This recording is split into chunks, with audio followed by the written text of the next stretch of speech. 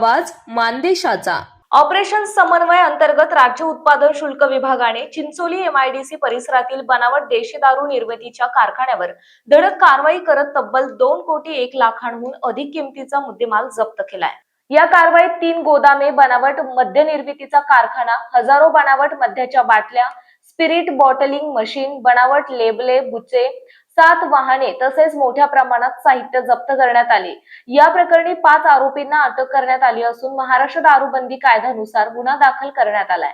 प्राथमिक तपासात या बनावट मद्याचा पुरवठा सोलापूरसह बीड, लातूर आणि धाराशिव जिल्ह्यात होत असल्याचे उघड झाले। ही कारवाई राज्य उत्पादन शुल्क विभागाने विविध विभागांच्या समन्वयातून केली असून सोलापूर विभागाच्या इतिहासातील ही सर्वात मोठी कारवाई मानली जाते। आपल्या जिल्ह्यातील तालुक्यातील लेटेस्ट बातम्या पाहण्यासाठी आजच मान चौफेर न्यूज चॅनलला YouTube वर सबस्क्राइब करा आणि बेल आयकॉन प्रेस करा।